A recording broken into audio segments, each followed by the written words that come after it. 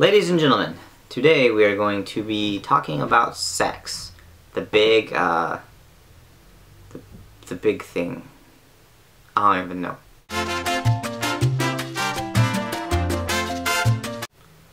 People obsess on it a lot, and it's the topic of a lot of conversations, so I figured I might as well get out there and talk about it. What I'm going to be talking about is attitudes, in a sense, and ways of approaching sex that are pretty healthy. You know, that's good to do, especially because a lot of you are younger. I don't know what experiences you have or haven't had, but you know, coming into this, there's a lot of good that can be had, and there's a lot of bad that can be had.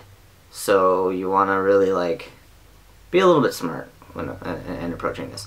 So I'm really only going to be talking about this from the perspective of a serious relationship. I don't have anything against casual hookups and stuff like that. That's just not anything within my experience. So you know, I'm going to stick with what I know. There's really nothing universal, because everybody's different here in this. But really what I would say is really important is know what you want.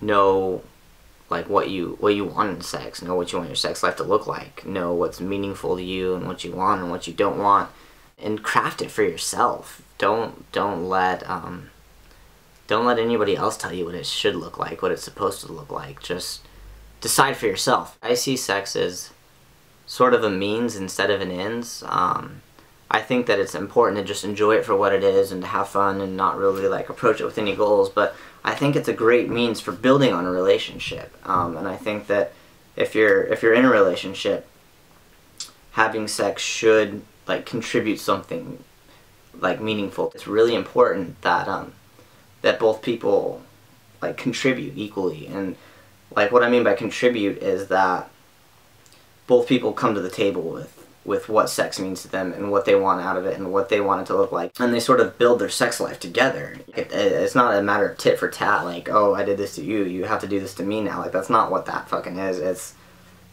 This is what's meaningful to me.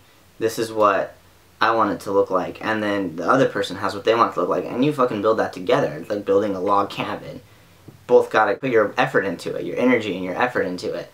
And so that could simply just be look, I'm not too comfortable and I don't want to do too much. I don't want to go too far. That's perfectly fine. I think that's great. Anything that you know that you want or don't want is just phenomenal. If you know something about yourself for sure, then use it. I think what's important to remember is that sex is a part of a relationship. You have to look at the relationship as a whole. You can't just grab sex from the middle and pull it, because then you're going to have a really unstable relationship. You got to look at the relationship and figure it out. Sex is a reflection of a relationship. Why it's so powerful is because it's everything. It's every aspect, every moment, all of the totality, the entirety of a relationship summed up in one moment. It is extremely powerful. And because of that, whatever dysfunctions are in the relationship, whatever's going on, is gonna come out in the sex life. Eventually, at some point in time or whatever, it's gonna be there.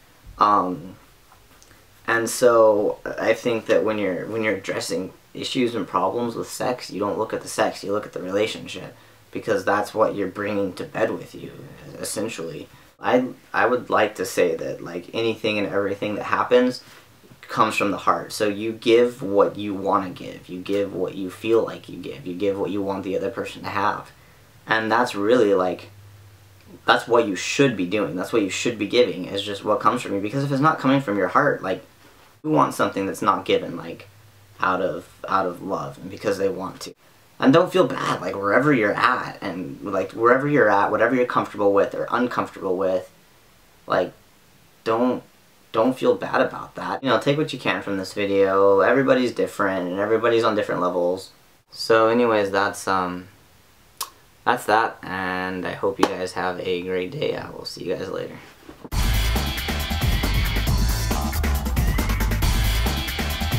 If your perfect sex life is tons of kinky bondage 5 times a day and spanking until your butt bleeds, then by all means go for it. If your sex life is being in the missionary position for 10 minutes once a week, fine, you rock that shit.